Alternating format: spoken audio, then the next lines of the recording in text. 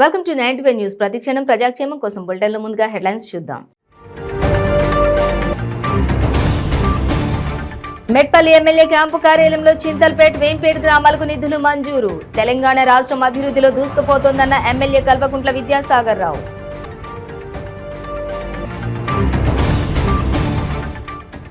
నందికొట్కూరులో నిర్వహించిన బహిరంగ సభలో ప్రసంగించిన టీడీపీ అధినేత చంద్రబాబు, వైసీపీ పాలనలో నియోజకవర్గానికో సైకో తయారవుతున్నారని మండిపాటు.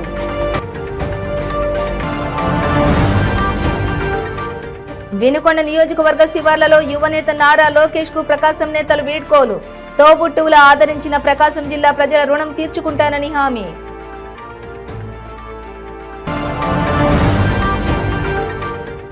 తెలుగుదేశం పార్టీ సానుభూతి పట్ల ఓట్లు తొలగిస్తున్నారన్న మాజీ మంత్రి పయ్యావుల కేశవ్.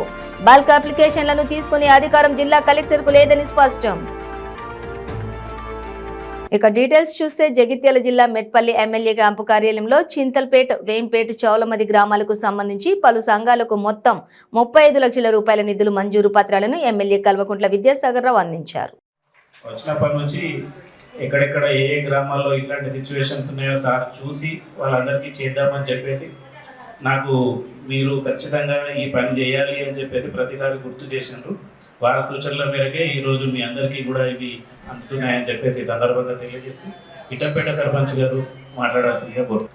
ఇళ్ల స్థలాల పట్టాలు భూ పంపిణీ కార్యక్రమంలో ముఖ్యంగా గౌరవులు, పెద్దలు, పూజలు మన కొరట్ల శాసనసభ్యులు కల్వకుంట్ల విద్యాసాగర్ రావు గారికి, మరియు మన ఇప్పుడే ఉన్ననే జైన కొత్త ఆడియో గారు మధుసారి గారికి, మరియు మన ఎంపీపీ సాయిరెడ్డి గారికి, ఎంఆర్ఓ సత్యనారాయణ సార్ గారికి, ఎంపీడీఓ భూమేశ్వర రెడ్డి గారికి, నాతో పాటు సర్పంచులకు, ఎంపీటీసీలకు, పాత్రికేయులకు మరియు ఈరోజు పట్టలు అందుకోబోయే ప్రజలందరికీ నా యొక్క ధన్యవాదాలు తెలుపుతూ, ముఖ్య విషయం ఏంటంటే వాస్తవం అంటే ఈ ఇళ్ల స్థలాల అన్నది మేము అప్పుడు పక్కనే ఉన్న మా సర్పంచ్ మేము విచారణ చేసుకుంటున్నాం. మనకు కూడా లేని వాళ్ళకి ఎక్కడన్నా కొంచెం ల్యాండ్ ఉంటే ఇప్పిద్దామా, కొన్నికల్లో కూడా సాల్వ్ అవుతుంది, కొన్నిపేట సాల్వ్ అవుతుంది కదా అని ఆలోచన చేస్తూ ఎక్కడైతే కంపల్సరీ దీన్ని ఫస్ట్ ఎమ్మెల్యే గారి దృష్టికి తీసుకుపోదామని, ఎమ్మెల్యే గారి దృష్టికి తీసుకపోతే సరే ఎక్కడన్నా ఉంటే నేను కలెక్టర్ గారితో ఎంఆర్ఓతో మాట్లాడి ఇప్పిస్తా, ఖాళీ స్థలాలు ఉంటే చూడండి అని ఎమ్మెల్యే గారు చెప్పడం, దాంతోనే మేము 34 లక్షలు ఖర్చు పెట్టి ఆ విధంగా మనం ఆదుకున్నాం. కరోనాలో కూడా ఆడుకున్నాం. ప్రతి నిజం మీరు చూస్తారు, ప్రతి నిమిషం మీరే మీ మధ్యనే ఉంటారు. ఎందుకంటే ఎక్కడున్నా నాకు ఇక్కడ 100 లక్షలే తిరుపతిలో మీటింగ్ పోయినా నిమిషంకు మా సాయిరెడ్డిని ప్రతి ఒక్కరు నాయకులు ఎవరు సర్పంచులను ఏమైతున్నది అని చెప్పి ప్రతి ఒక్కరు మీటింగ్ ఉండరు. ఆజ్ఞాలు ఎప్పుడప్పుడు ఒక నిమిషం కాక మా బాబు దోలేషా ఇక్కడనే ఉండు, నానా తిరుగు, అన్ని గ్రామాలు తిరుగు, మన కష్ట సుఖాలలో మనకు కూడా బాగా ఉంచుకోవాలని చెప్పి చేసినాం. ఇవాళ కూడా ప్రభుత్వానికి నివేదిక పంపినాం. ఏ గ్రామంలో ఎక్కడ నష్టం జరిగింది, ఏ రోడ్డు కొట్టుకపోయినాయి, ఏ పొలాలు కొట్టుకపోయినాయి, అందరికీ కూడా ఇవాళ కూడా ఆ అధికారులతో సమావేశం ఏర్పాటు చేసిన పొద్దున రేపు 2 రోజులలో కూడా అధికారులు వచ్చి వ్యవసాయ శాఖ అధికారులు నాటు ఏ నాని ప్రజలరావు నాటేసి కొట్టుకపోయినా ఇసుక దిమ్మలు పెట్టారు. మనకు చాలా మంది పొలాల్లో కొట్టుకొచ్చి ఇసుక దిమ్మలు పెట్టాయి.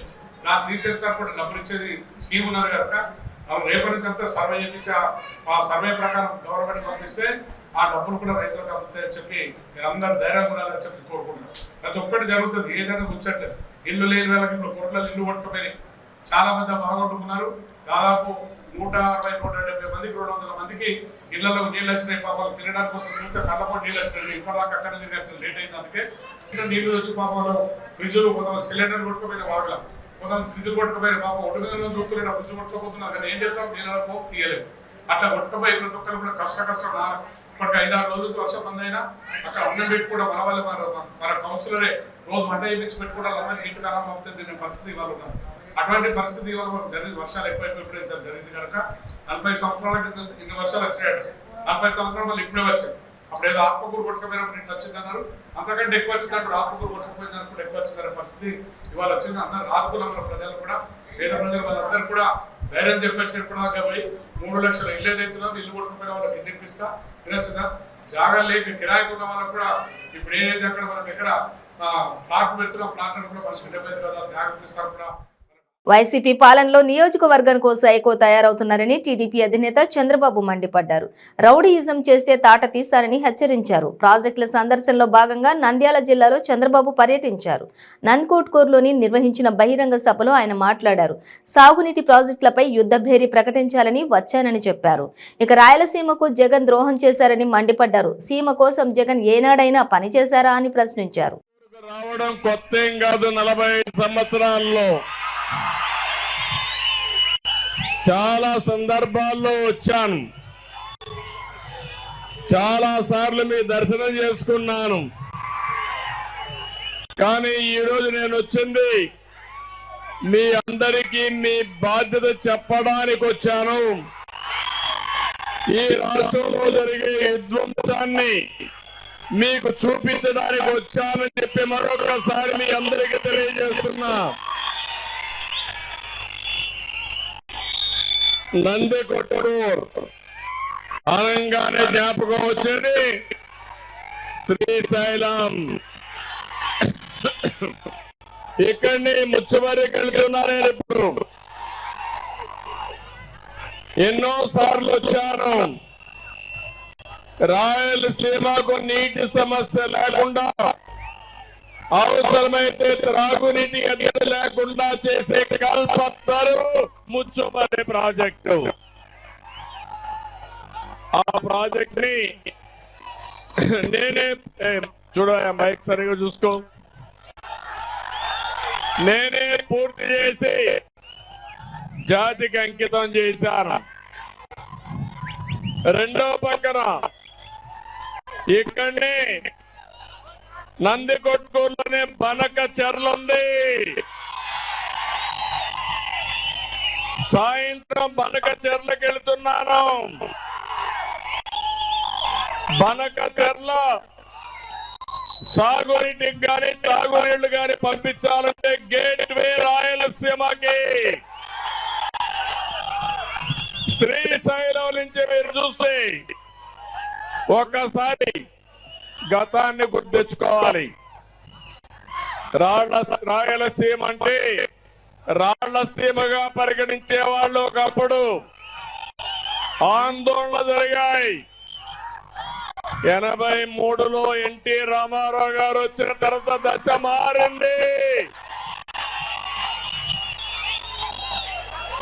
ఇక్కడనే కృష్ణా నది పోతుంది, శ్రీశైలం ప్రాజెక్ట్ ఉంది.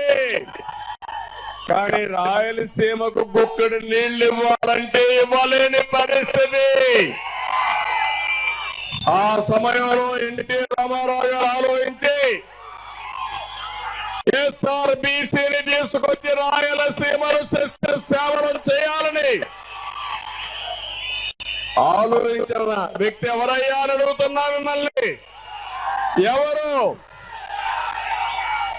ఎన్టీఆర్ ఆలోచించా పని చేశాడు. ఆ తర్వాత తెలుగు గంగా. వెనుకొండ నియోజకవర్గ శివార్లలో యువనేత నారా లోకేష్ కు ప్రకాశం నేతలు వీడ్కోలు పలికారు. ఈ సందర్భంగా లోకేష్ మాట్లాడుతూ తనను తోబుట్టువులా ఆదరించిన ప్రకాశం జిల్లా ప్రజల రుణం తీర్చుకుంటానని అన్నారు. ఏ కష్టం వచ్చినా పార్టీ కేడర్ కు వెన్నంటి ఉంటానని భరోసా ఇచ్చారు. యువగళం స్ఫూర్తితో రాబోయే ఎన్నికల్లో పసుపు జెండా రెప్పరెప్పలాడాలని చెప్పారు. నాయకులంతా కలిసికట్టుగా పనిచేసి పార్టీని విజయపథంలో నడిపించాలని కోరారు. పాదయాత్రలో అన్ని గ్రామాల ప్రజలతో లోకేష్ ముచ్చటించారు. రాష్ట్రంలో ప్రజలకు గుక్కెడు నీళ్లందించడం చేతగాని ముఖ్యమంత్రి లక్షల కోట్లతో సంక్షేమం చేశానని ప్రగల్భాలు పలకడం సిగ్గుచేటని అన్నారు.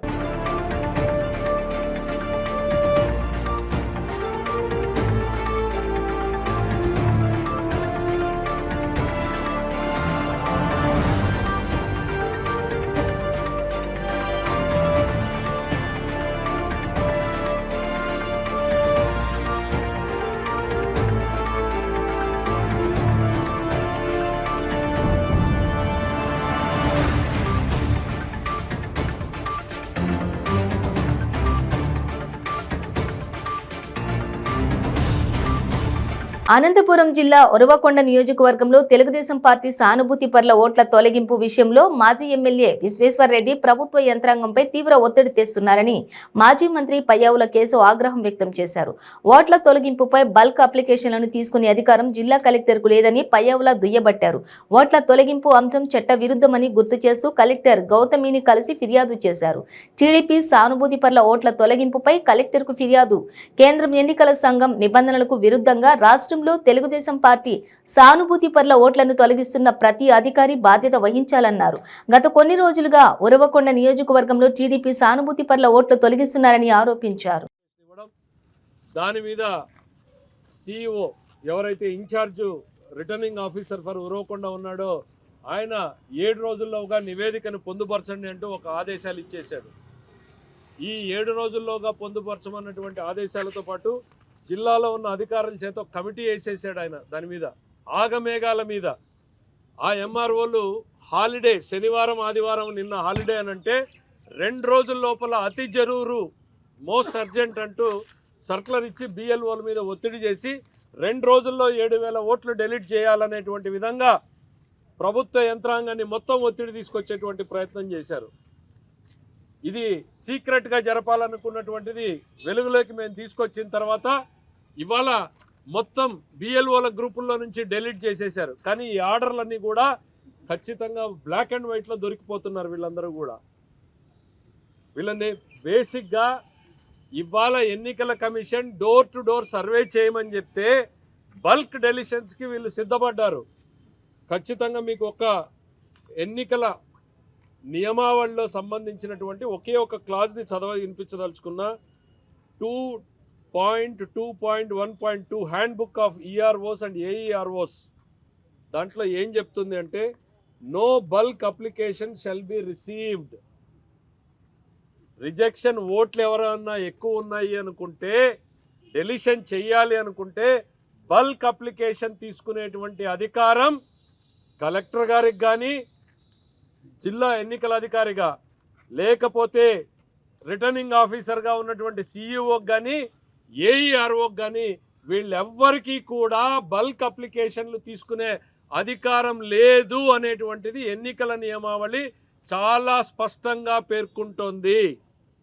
దీంట్లో ఎటువంటి మీమాంస లేదు, దీనికి భిన్న వాదనలు కూడా లేవు. కలెక్టర్ గారు కూడా దీంతో ఏం పెద్దగా డిఫర్ కాలేదు. Claims and objections presented in bulk by any individual organization should not be entertained. అసలు తీసుకోనే కూడనటువంటి దాన్ని తీసుకుని దాని మీద వారం రోజుల్లోగా మీరు చర్యలు తొందరపరచండి అని అంటే ప్రభుత్వానికి అనుకూలంగా యంత్రాంగం పనిచేస్తుందా అనేటువంటి అనుమానం ఇవాళ కళ్ళ ముందు కనపడేటట్టుంది. వీళ్ళందరూ ఇక్కడ విధులు నిర్వర్తిస్తున్నది ఎన్నికల సంఘం తరఫున ఓటరు జాబితా ప్రక్షాళన పేరుతో అధికార పార్టీ నేతలు ఇస్తే ఆగమేఘాల మీద 2 రోజుల్లో 7,000 ఓట్లు డెలీట్ చేయమంటారా? అక్టోబర్ 2022లో నేను చెప్పాను, ఇది బిఎల్ఓలతో మీటింగ్ జరిగింది, ఓట్లను డెలీట్ చేయమన్నారు. మొదటి దశ ఓట్లు డెలీట్ చేశారు, రెండో దశ చేస్తారు అని. ఇది నేను ఈరోజు కాదు, లెటర్లు ఉన్నాయి. అక్టోబర్ 22లో పెట్టినటువంటి లెటర్లు ఉన్నాయి, సాక్ష్యాలు ఈరోజు ఇదే ఎన్నికల కమిషన్కి పెట్టాను.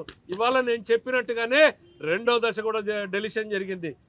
మొదటి దశలో 6,000 ఓట్లు, అది ఇంకా ఒకవైపు 9 నెలలుగా ఎంక్వైరీ నడుస్తూనే ఉంది ఇక్కడి నుంచి ఢిల్లీ దాకా. మళ్ళీ అది ఉండగానే ధైర్యంగా వీళ్ళు ఇవాళ రెండోసారి ఓట్ల డెలిషన్కి సిద్ధపడ్డారు అని అంటే ఇది ఏమనుకోవాలి?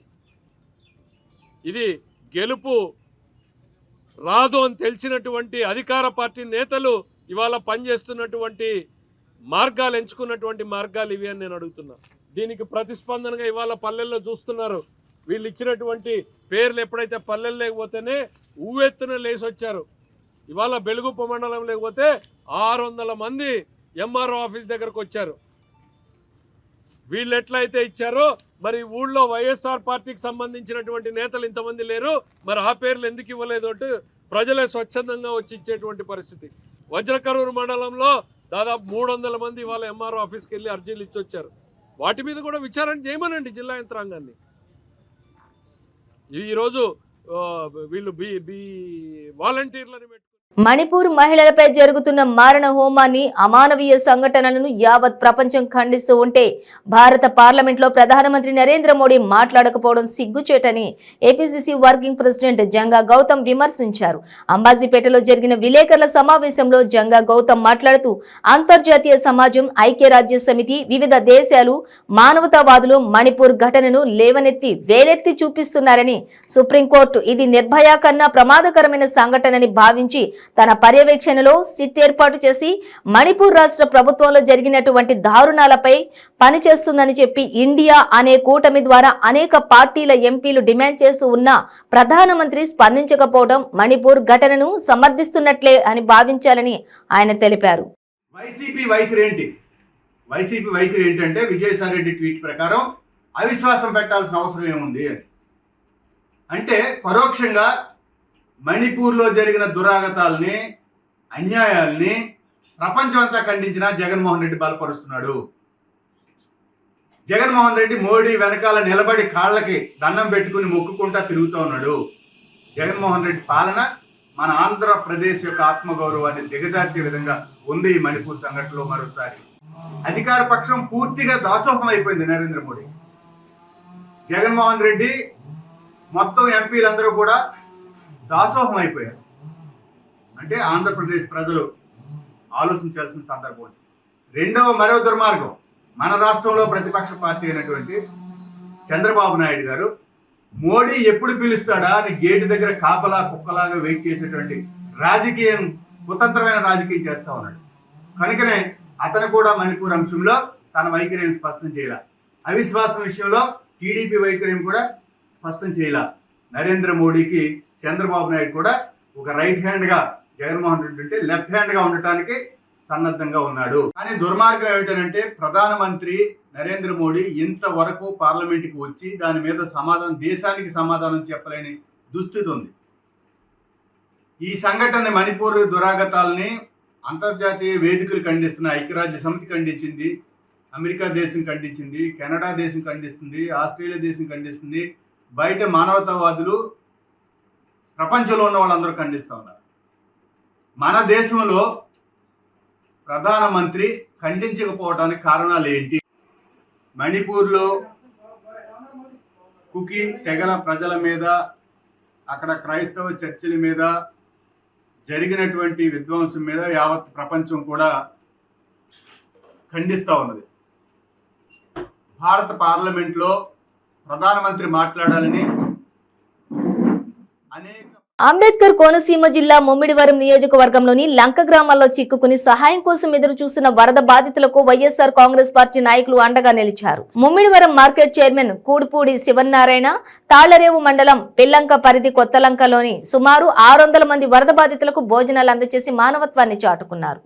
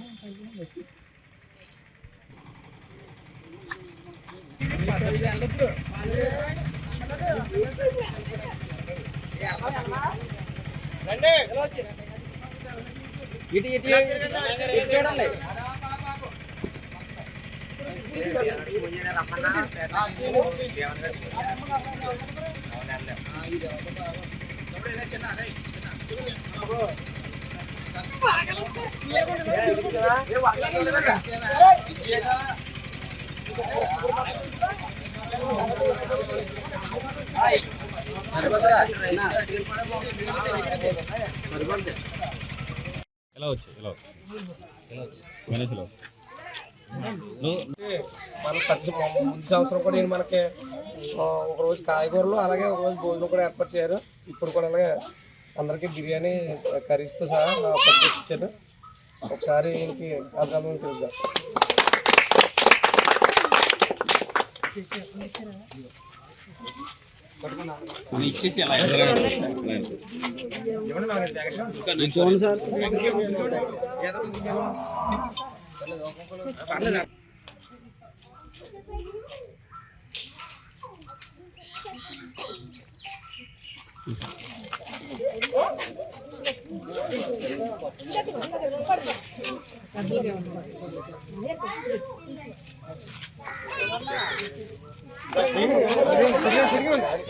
ఇలా వచ్చామ్మా తీసుకున్నాం.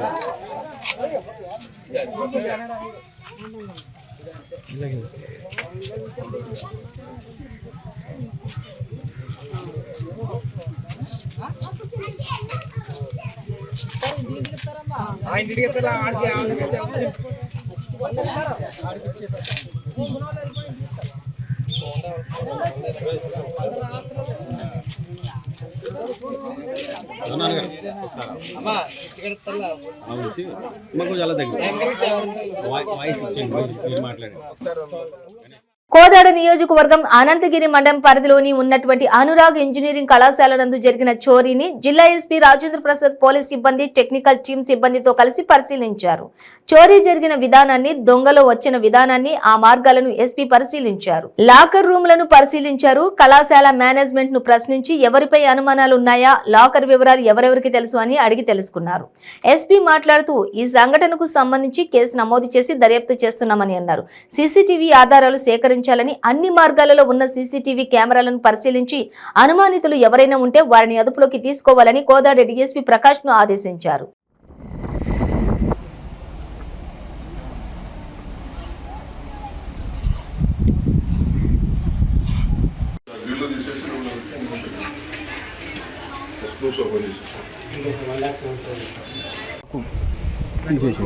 లాక్ బగల్ కొట్టి నెక్స్ట్ 3 క్యాబిన్ 4 క్యాబిన్ లాక్ తీసేసి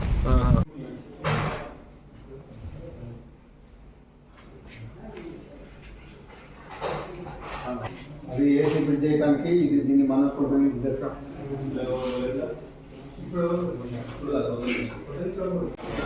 పక్క జరగాలి.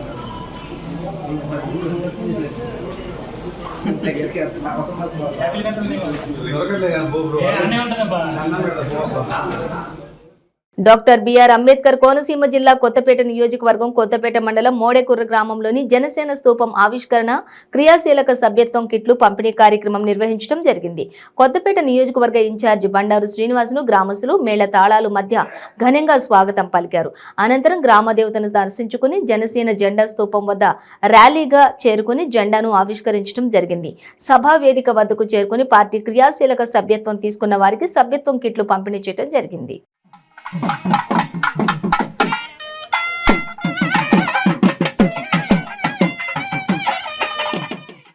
మన అధ్యక్షులు పవన్ కళ్యాణ్ గారు తీసుకుంటారు ఆ నిర్ణయాన్ని, ఎలక్షన్ ముందు తీసుకుంటారు. మనం ముందైతే మన జనసేన పార్టీని మనం ఒంటరిగా పోరాటం చేసినా కూడా నగ్గడానికి మనం అందరం కృషి చేసుకుని జనసేన పార్టీ జెండా ఎగరేయడానికి సిద్ధంగా ఉండాలి తప్ప ఎవరో వచ్చి మనల్ని మోస్తారు, ఎవరినో మోయటానికి అయితే మనం సిద్ధంగా లేవు. అంత అనుమానం అయితే లేదు. ఎందుకంటే తప్పకుండా కొత్తపేట నియోజకవర్గం సామాజిక వర్గ పరంగా కానీ, పిఆర్పి నగ్గిన సీటు పరంగా కానీ రాష్ట్రంలోనే 19లో నిజం చెప్పాలంటే ఈ స్టేజ్లో సగం మందే ఆ రోజు మనకు పెద్దలు మనకు కూడా ఉన్నారు. అంతమంది యువత, అప్పుడు ఇంకా పిల్లలు కూడా ఉన్న వాళ్ళు కూడా అంత అనుభవం, రాజకీయ అనుభవం ఇది 5 ఏళ్ళలో అయితే అనుభవం సాధించాం మనం. ఆ టైంలోనే ఏములు ఎప్పుడైనా సుమారు 37,000 రాష్ట్రంలో 5వ స్థానం తెచ్చిన కొత్తపేట నియోజకవర్గం జనసేన పార్టీని కాదని ఎక్కడికి వెళ్తుంది అనుకుంటున్నారని చెప్పి తెలియజేస్తూ ఉన్నా.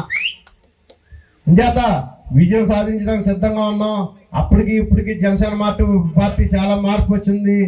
పొద్దున్నా లేకపోయినా కొత్తపేట నియోజకవర్గం జనసేన పార్టీ పోటీ చేస్తుంది. ఇక్కడ జనసేన పార్టీ విజయం సాధిస్తుంది. అక్కడ పవన్ కళ్యాణ్ గారు ముఖ్యమంత్రి అవుతున్నారు. సంగారెడ్డి జిల్లా పటాన్చేరు మండలం ఇస్నాపూర్ ముత్తంగి చౌరస్తా వద్ద పెద్ద ఎత్తున మాజీ సర్పంచ్ వెంకటరెడ్డి, బీఆర్ఎస్ పార్టీ యువరాష్ట్ర నాయకులు మీరజ్ ఖాన్ ఆధ్వర్యంలో బీఆర్ఎస్ కార్యకర్తలతో సంబరాలు జరుపుకున్నారు. రాష్ట్ర ప్రభుత్వం కేబినెట్ సమావేశంలో మెట్రో రైలును ఇస్నాపూర్ నుండి మియాపూర్ వరకు పొడిగిస్తూ తీసుకున్న నిర్ణయాన్ని స్వాగతిస్తూ పటాన్చేరు నియోజకవర్గంలో ప్రజల పక్షాన బీఆర్ఎస్ పార్టీ నాయకులు, కార్యకర్తలు ఇస్నాపూర్ చౌరస్తాలో సంబరాలు జరుపుకుంటూ ముఖ్యమంత్రి కేసీఆర్, కేటీఆర్, హరీష్ రావు మరియు ఎమ్మెల్యే మహిపాల్ రెడ్డికి ప్రత్యేక ధన్యవాదాలు తెలిపారు.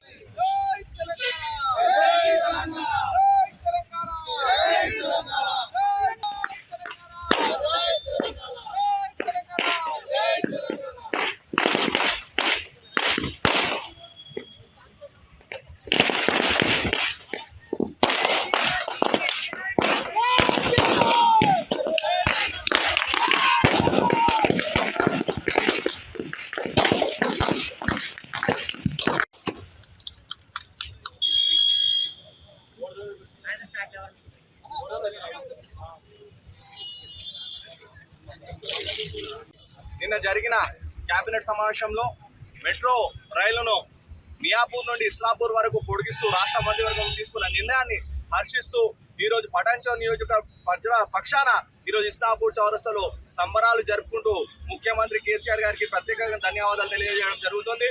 మరి ఈ సందర్భంగా ఒకటే మేము చెప్తా ఉన్నాం, ఈరోజు బీఆర్ఎస్ పార్టీ మాటలు చెప్పే పార్టీ కాదు, చేతులలో చూపించే పార్టీ. మరి గత నెల ముఖ్యమంత్రి కేసీఆర్ గారు పటాన్చెరు విచ్చేసిన సందర్భంగా గూడెం మహిపాల్ రెడ్డి గారి వినతి మేరకు మెట్రో రైల్ని ఇస్లాపూర్ వరకు పొడిగించే ప్రయత్నం చేస్తామని చెప్పి హామీ ఇచ్చిన నెల రోజుల్లోనే మంత్రివర్గంలో ఆమోదం తెలిపి ఇస్లాపూర్ వరకు మెట్రో లైన్ పనులను ప్రారంభించడానికి చర్యలు చేపట్టడం నిజంగా ఇది సంతోషకరమైనటువంటి విషయం. ఈ సందర్భంగా ఈ మెట్రో రైలు సాధన కోసం ప్రత్యేక కృషి చేసినటువంటి గూడెం మహిపాల్ రెడ్డి గారికి ప్రత్యేకంగా ప్రజల పక్షాన ధన్యవాదాలు తెలియజేసుకుంటూ ఈ యొక్క మెట్రో రైలు ఇస్లాపూర్ వరకు విస్తరించేందుకు సహకరిస్తున్నటువంటి జిల్లా మంత్రి హరీష్ రావు గారికి, కేటీఆర్ గారికి, మరి మన అందరి ప్రియతమ నాయకుడు అయినటువంటి ముఖ్యమంత్రి కేసీఆర్ గారికి ప్రజలందరి పక్షాన ప్రత్యేకంగా ధన్యవాదాలు, కృతజ్ఞతలు తెలియజేసుకుంటున్నాం. ఈరోజు ఇస్లాపూర్ గ్రామానికి పండుగ వాతావరణం రోజు. ఎందుకంటే నిన్న ముఖ్యమంత్రి గారి అధ్యక్షతన జరిగిన క్యాబినెట్లో మియాపూర్ నుంచి ఇస్లాపూర్ వరకు మెట్రో లైన్ శాంక్షన్ చేయడం జరిగింది. దానికి ముఖ్యమంత్రి గారికి, మరి జిల్లా మినిస్టర్ హరీష్ రావు గారికిను, కేటీఆర్ గారికిను, ప్లస్ స్థానిక ఎమ్మెల్యే గూడెం మహిపాల్ రెడ్డి గారికి ధన్యవాదాలు తెలుపుతూ గత నెలలోనే ముఖ్యమంత్రి గారు హామీ చేయడం జరిగింది. ఒక నెల రోజుల్లోనే ఇస్లాపూర్కి మెట్రో లైన్ రావడం మా ఇస్లాపూర్ ప్రజలు చేసుకున్న అదృష్టం అనుకోవాలి. మరి ఇంత మంచి కార్యక్రమాన్ని ముఖ్యమంత్రి గారు ఇస్లాపూర్ గ్రామ ప్రజల మీద ఇచ్చిన విశ్వాసాన్ని ఎప్పుడు కూడా మర్చిపోమని మా ఇస్లాపూర్ గ్రామం తరఫున ముఖ్యమంత్రి గారికి, మరి మంత్రివర్గాల అందరికీ కూడా ధన్యవాదాలు చెప్తాను. బులెటిన్ ముగించే ముందు హెడ్లైన్స్ మరోసారి. మెట్పల్లి ఎమ్మెల్యే క్యాంపు కార్యాలయంలో చింతల్పేట్, వేంపేట్ గ్రామాలకు నిధులు మంజూరు. తెలంగాణ రాష్ట్రం అభివృద్ధిలో దూసుకుపోతోందన్న ఎమ్మెల్యే కల్వకుంట్ల విద్యాసాగర్ రావు.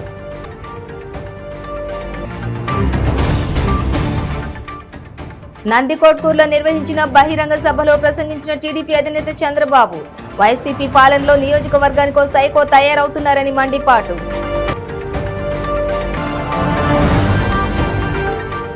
వినుకొండ నియోజకవర్గ శివార్లలో యువనేత నారా లోకేష్ కు ప్రకాశం నేతలు వీడ్కోలు. తోబుట్టువుల ఆదరించిన ప్రకాశం జిల్లా ప్రజల రుణం తీర్చుకుంటానని హామీ.